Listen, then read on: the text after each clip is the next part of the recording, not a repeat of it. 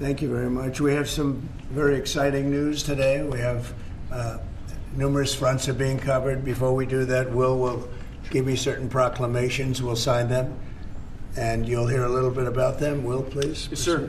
First, we have for your signature 5 official designations of special envoys. The first is Mr. Steve Witkoff, who's actually in the room, to be your Middle East envoy.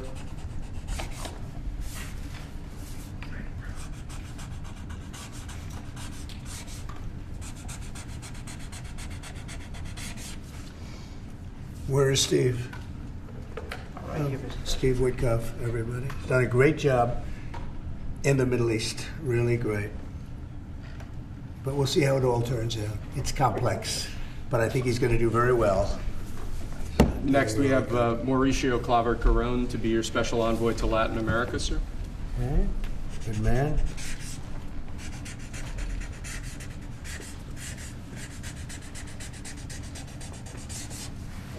Okay. Thank you, sir. Next, we have retired General Keith Kellogg to be your special envoy on Russian-Ukraine issues. We've made a lot of progress on Russia, Ukraine. We'll see what happens, but a lot of progress has been made. We've got to stop that ridiculous war.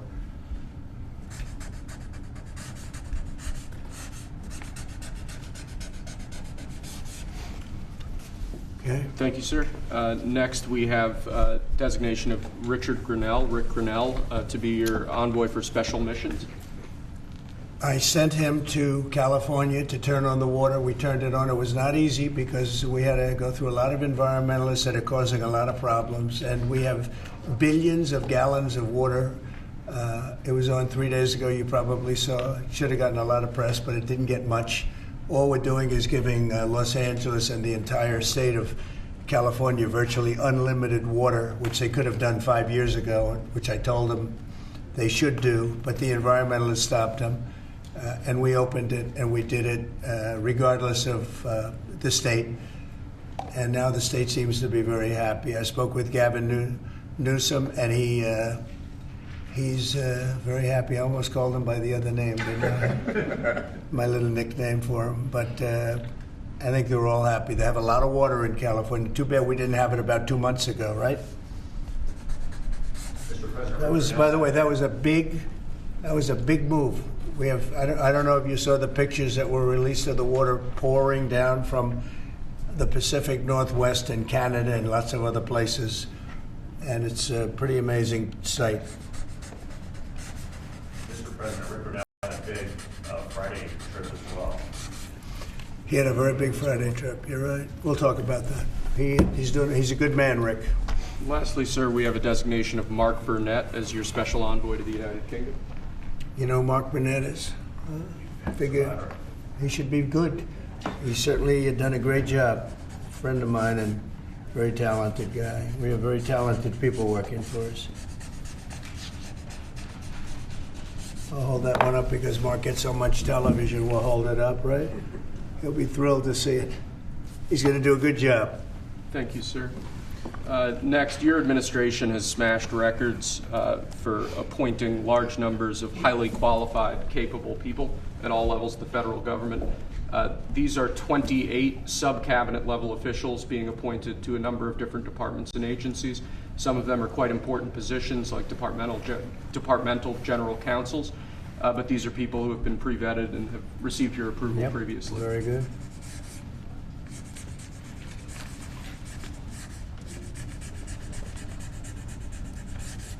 Okay. Thank you, sir. Next, this is an executive order. This charges your Secretary of the Treasury, Scott Bessent, and your Secretary of Commerce, Howard Lutnick, to begin a process that will hopefully result in the creation of an American sovereign wealth fund. It's a very exciting event. We're going to have a sovereign wealth fund, which we've never had. We have a lot of things that create wealth, and you're seeing that over the last 2 weeks. I think we've created more wealth. Other people have created de-wealth, the people, my predecessors. We're creating a lot of wealth. Scott, maybe you'd like to say something about it, and I'd ask also Howard to say something about it. Yes, sir. There's very exciting. We're going to stand this thing up within the next 12 months. We're going to monetize the asset side of the U.S. balance sheet for the American people.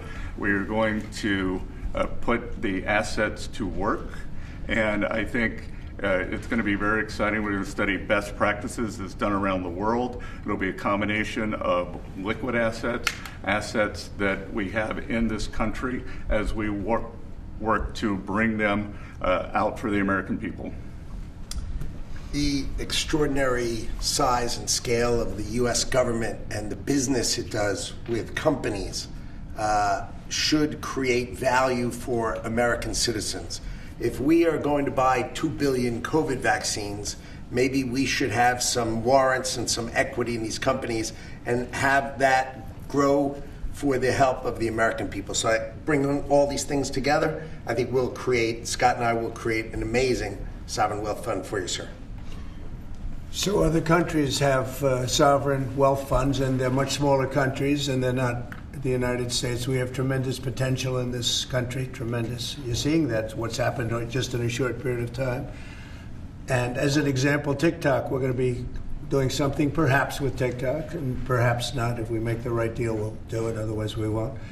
But I have the right to do that, and we might put that in the sovereign wealth fund, whatever we make, or if we do a partnership with very wealthy people, a lot of options, but we could put that as an example in the fund, and we have a lot of other things that we could put in the fund. And I think in a short period of time we'd have one of the biggest funds, and some of them are pretty large, I must tell you. Some of the Saudi Arabia fund is on the large side, but eventually we'll catch it. But we're going to create a lot of wealth for the fund, and I think it's about time that this country had a sovereign wealth fund. And these two gentlemen and some others are going to work with them very closely, and they'll be heading it up, and they're going to do a great job. Two highly respected people that have done unbelievably well in the world, in the real world. So that's a big deal, huh? Yes, sir. I think it's going to create value and be of great strategic importance. Mr. President, why is it important for Elon Musk to have access to the payment systems at Treasury? Well, he's got access only to letting people go that he thinks are no good if we agree with him, and it's only if we agree with him. He's a very talented guy from the standpoint of management and costs, and we put him in charge of seeing what he can do with certain groups and certain numbers. Some of the numbers are horrible, what he's found. $100 million on condoms to Hamas,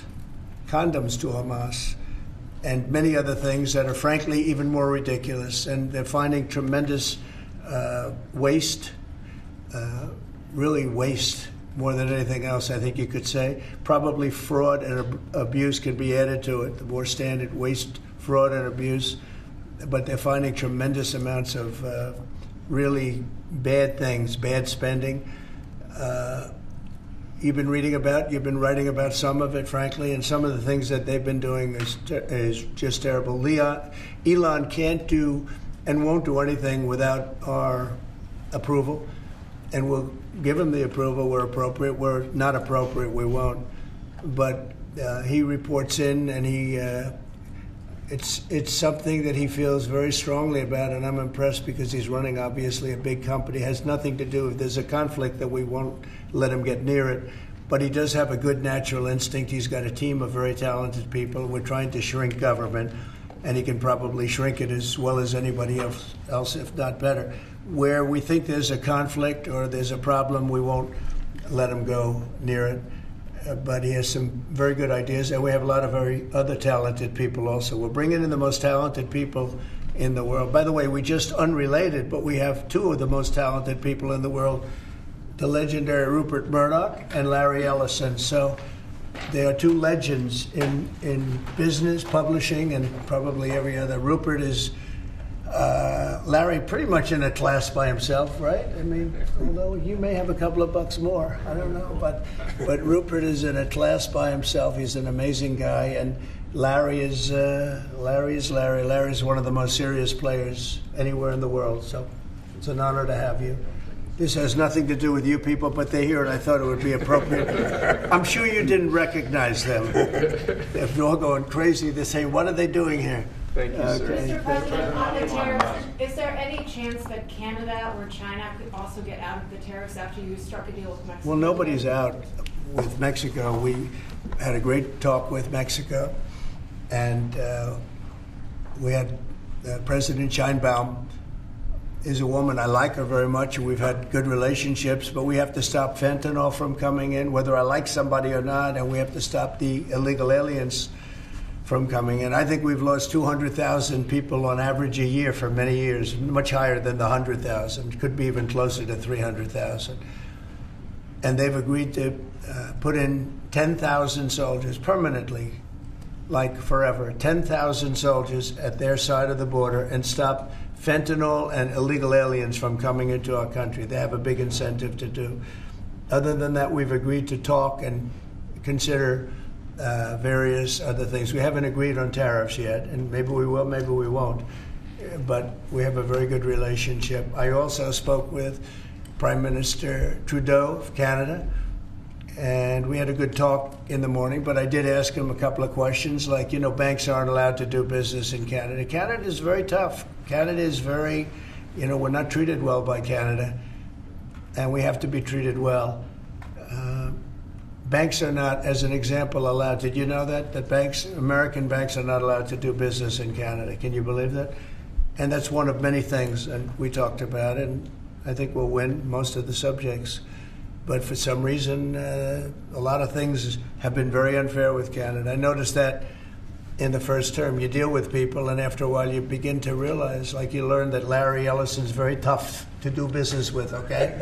He's a very tough guy. I mean, I'm sure you're shocked to hear that. But Canada is very tough. They're very, very tough to do business with. And we can't let them take advantage of the U.S. They don't take our agricultural product for the most part.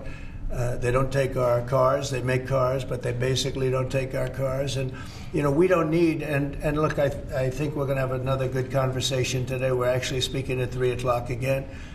But we don't need them to make our cars. We don't need them to give us lumber. We don't need them for agricultural products because we have all the agriculture we need. They don't take our agricultural product for the most part, our milk, dairy, etc.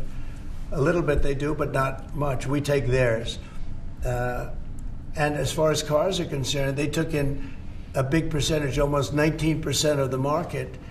And, I wouldn't mind making our cars in the United States, so we have a problem there. I'd like to make our cars in the U.S. We don't need Canada to make our cars. With that being said, we're going to have another call at 3 o'clock. We had a call this morning. It was a pretty good call, I'd say.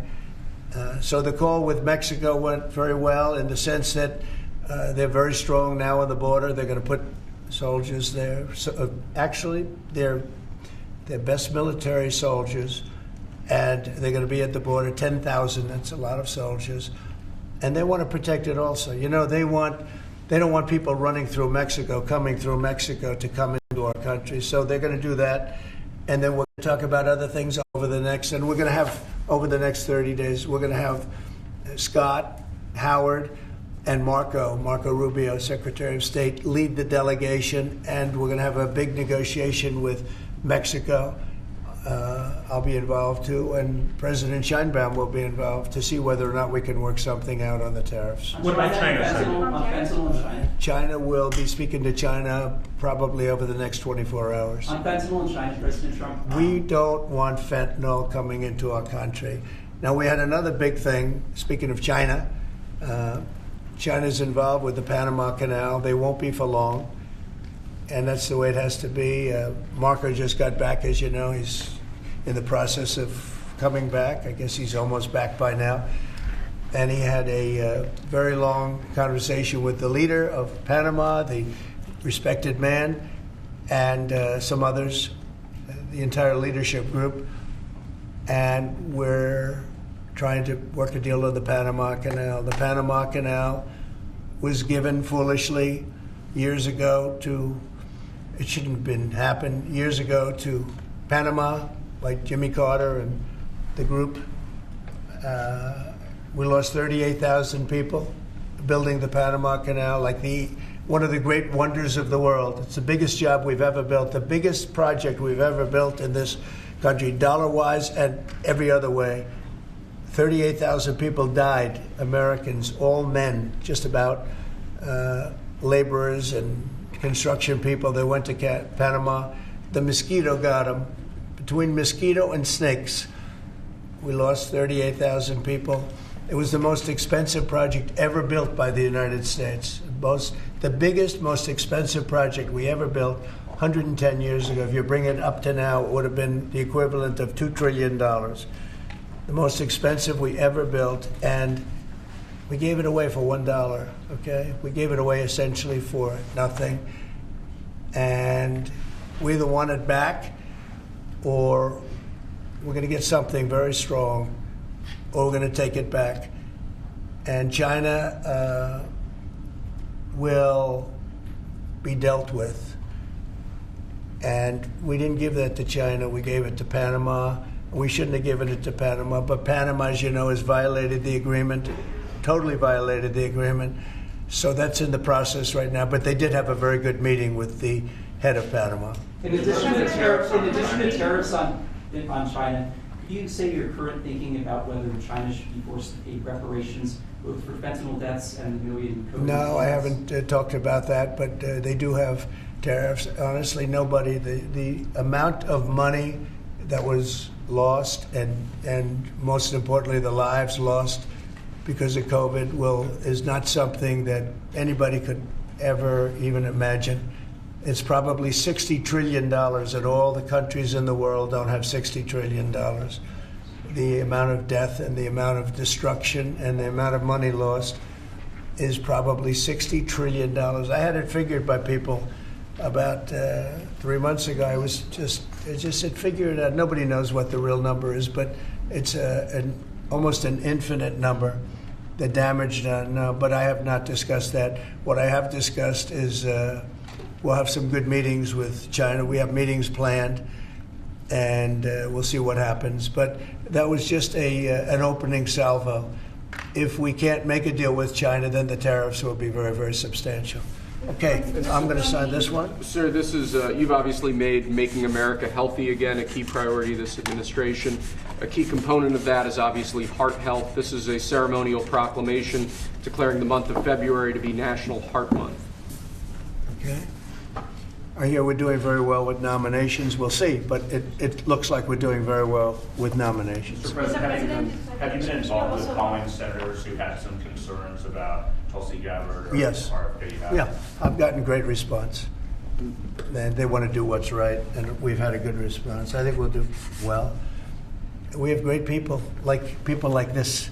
We have great people coming in. I think I'd like to say the best ever recruited for government. I think we have the finest people ever recruited for government. Will it take an act of Congress? And you know what? You're starting to see that because we've done more in 2 weeks than Biden's done in 5 years, 6 years. They could be here between him and Obama. You add it up, okay? We've done more in 2 weeks than they've done in 12 years. Will it take an act of Congress to do away with USAID, or do you believe you have? I don't know. I don't think so. No, not when it comes to fraud. If there's fraud, these people are lunatics. And if it comes to fraud, you wouldn't have an act of Congress, and I'm not sure that you would anyway.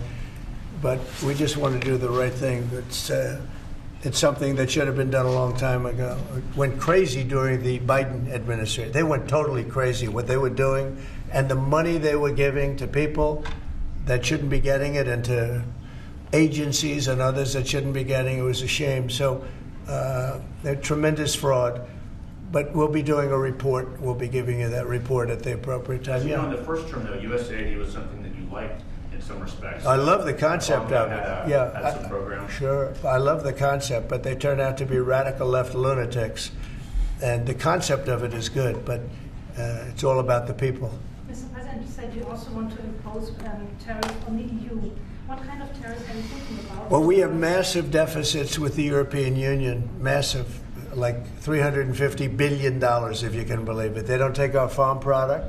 They don't take our cars. They don't take almost anything, but we take their cars. We have millions of cars coming in, BMW and Mercedes-Benz and Volkswagen and just so many different cars, and we don't do anything about that. And we don't charge them tariffs. They make it impossible to sell cars in the European Union. They make it very difficult, agricultural product. They actually don't take it. And they have a lot of excuses. Some of them are the pesticides and the different chemicals used. And Bobby Kennedy actually is looking at that very, very seriously, because maybe it's not necessary to use all of that. You know, we want to be the healthiest country, and we're not. We spend more money on food than anybody else in terms of its creation, but we're not the healthiest country. So maybe there is something to the fact that we shouldn't be using so much chemical, and maybe that'll stop. But Bobby Kennedy is the one, because he is not a believer in all of the things we have done, and neither are the Europeans.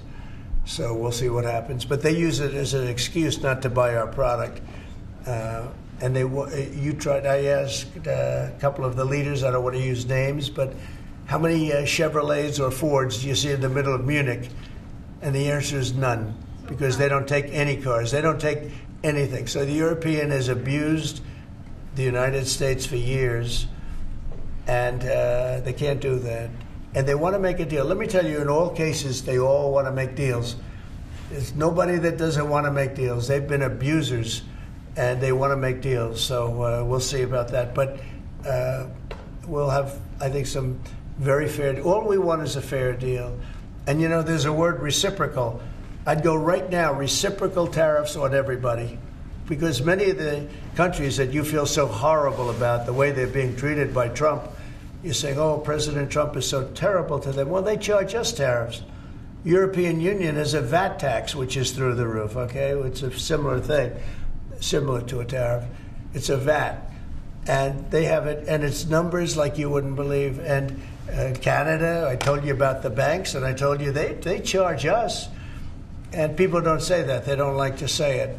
Just like they don't like to say that I opened up the water for California. It's a great thing. It's too bad they didn't do it themselves. I had to do it, and it was not easy. We did it a very rough way, and I didn't like to do it a rough way. We shouldn't have to do it a rough way. But a lot of these countries that we're talking about, you know, they're so-called allies, but they don't treat us well. And just like I got $420 billion, and now it's actually over $600 billion, the Secretary General of NATO came in 2 weeks ago, and he said it was a miracle when Trump came in, when President Trump came into NATO. He said it was $636 billion by saying to them, no, you have to pay. And if you don't pay, we're not going to be there for you. You know, somebody has to say it, and they paid. And it was a large amount of money. And one of the problems we have with the Russia-Ukraine situation is that we wanted to see some equalization, because we're in for close to $300 billion and they're in for $200 billion less. Why are they in for less? Because Biden never asked them for money. He never said, you got to pay. He never did. All he did is hand out money. So we're talking with them right now, and we're actually working some deals right now, so we have some guarantees and some other things to keep that whole situation to go, really going. I mean, going. We're telling Ukraine they have very valuable rare earth. We want what we put up to go in terms of a guarantee. We want a guarantee. We're handing them money hand over fist. We're giving them equipment. European is not keeping up with us. They should equalize. Look, we have an ocean in between. They don't. It's more important for them than it is for us. But they're way below us in terms of money, and they should be paying at least equal. They should really be paying much more than us, but let's say equal to us, and they're billions and billions of dollars below. So we're looking to do a deal with Ukraine where they're going to secure what we're giving them with their rare earth and other things. Mr. President, in terms of the deal with Mexico this morning, was that partially related to the market reaction and a criticism from Mr. Murdoch's own newspaper? He called it the dumbest trade war on the editorial page on Saturday. I'm going to have to talk to him. Market reaction or concern about, I've been right over the Wall Street Journal many times, I will tell you that. I don't agree with him on some things. No, it's not only is it Not them. You're going to see. You're going to see. Every single one of those countries is dying to make a deal. You know why? Because they're ripping us off really badly. And the United States is tired of just being ripped off. And that's why we have $36 trillion in debt. We have it for a reason, because we make bad deals with everybody. And we don't allow that anymore. So the Wall Street Journal is wrong, because very simply, every single country that you're writing about right now is dying to make a deal, because the deals they have right now are so good, and so good for them, and so profitable for them. You didn't know that Canada didn't allow our banks. You didn't know all of these different things. And I think in the end, you're going to see that either very, very substantial tariffs are going to be paid by them, or they're going to make some kind of a deal. Sir, Or did Mexican President Sheinbaum? Did what? Did you blink this morning? There was no blinking. No, she's a wonderful woman, but she did agree to 10,000 soldiers on the border. I would say that's a lot. Would you say that's pretty good? 10,000 soldiers on the border? Sir, and the 10,000 soldiers are going to keep illegal aliens out, and they're going to keep them out, seriously out, and otherwise they're going to have a big penalty. Mexico is going to be penalized. They're not going to come through Mexico anymore, and they're not going to let the fentanyl come in from China. And China hopefully is going to stop sending us fentanyl. And if they're not, the tariffs are going to go substantially higher. Sir, just to clarify, when you said about Ukraine earlier, the rare earths, is that something you want them to give, the rare earths, to the United States? Yeah. Okay. I want to have security of rare earth. We're putting in hundreds of billions of dollars. They have great rare earth, and I want security of the rare earth. And they're willing to do it. Sir, Mr. you mentioned earlier that President, you on Canada, when you talk to Justin Trudeau again, is there anything he can give you at 3 p.m. when you talk again to also I don't secure know. a pause, I don't know. like you said with Mexico? I don't know. We have big deficits with Canada, like we do with all countries. I mean, I look at some of the deals made, I say, who the hell made these deals are so bad?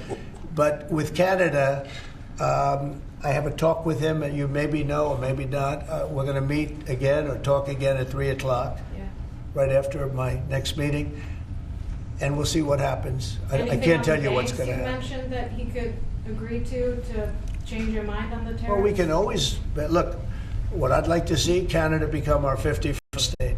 We give them protection, military protection.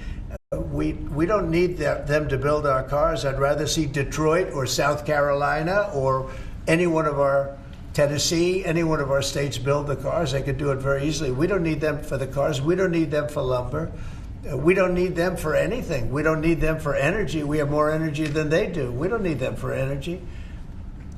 So I say, why are we doing this? Why are we willing to lose between $100 billion and $200 billion a year? We don't need them. As a state, it's different. As a state, it's much different. And there are no tariffs. So I'd love to see that, but some people say that would be a long shot. If people wanted to play the game right, it would be 100% certain that they'd become a state. But a lot of people don't like to play the game because they don't have a threshold of pain. And there would be some pain, but not a lot. The pain would be really there. So we're going to meet again by phone at 3 o'clock, and we'll let you know. On Israel, President Trump, you're prepared to meet with Benjamin Netanyahu. Coming in tomorrow. Yes, you've mentioned in the past you're concerned about Israel being too small geographically. Would you support annexation of parts of the West Bank by Israel? Well, I'm not going to talk about that. It certainly is a small. It's a small country in terms of land. See this pen, this wonderful pen? My desk is the Middle East. And this pen, the top of the pen, that's Israel. That's not good, right? You know, that's a pretty big difference. I use that as an analogy. It's pretty accurate, actually. It's a pretty small piece of land. And it's amazing that they've been able to do what they've been able to do when you think about it. There's a lot of good, smart brain power. But it is a very small piece of land, no question about it. Mr. President, you said earlier that Elon Musk is doing everything with your say-so. So is there everything that he has done thus far, going to all the agencies, shutting off access, getting access to federal payments, that all has you're okay with all of that? For the most part, yeah. If we, if there was something that didn't have my okay, I'd let you know about it really fast. And you said there's some areas where you wouldn't let him work because he has conflicts of interest. If there was no, I haven't seen that. and he would know not to do it. So we haven't had that yet. But if there was a conflict, we would let him work in that area. Earlier you said with regard to Panama that they were going to make a deal where the U.S. is going to take it. How long do they have to make that sort of deal, and are you still leaving on the table? We're going to meet with Panama on Friday at about 3:30 in the afternoon by phone, and maybe there'll be some representatives at, here or there. But we're going to be talking to Panama on Friday, essentially. And they've agreed to certain things, but I'm not happy with it. On the Middle East, Mr. President, if I may, do you still have doubts that the ceasefire will hold? On what? On the Middle East, do you think the ceasefire will hold? I have no assurances that it'll hold. I mean, I've seen people brutalized. Nobody's ever seen anything like it. No, I have no guarantees that the peace is going to hold. Steve, you might want to say something about that. Steve Woodcock. It's holding so far. So, and we're certainly hopeful, and that's the president's direction. Get the hostages out and save lives and come to hopefully a peaceful settlement of it all. So far it's holding. Mr. President, on a different topic, questionnaires have been going out to FBI agents across the country who were involved potentially in the investigation. Do you believe anyone involved at any level should be fired, sir? Well, I think the FBI was a very corrupt institution, and I'm a victim of it in a true sense. I was able to beat it, but other people have been treated horribly. I think the FBI had a great reputation. I think its reputation was really damaged badly, as is DOJ. Look at what they've done in terms of weaponization. Look at what they've done to a political opponent. Probably got me elected by what they did. Or I think I was doing well anyway, but they might have got me elected. But you know what? We have to have pristine, beautiful, perfect law enforcement. And what we want to do, and Cash is the one to do it. He's the one guy that is going to do it. We have to bring the reputation of the FBI. We have to bring the fact of the FBI back to what it could be. Not even to what it was, even better than it ever was.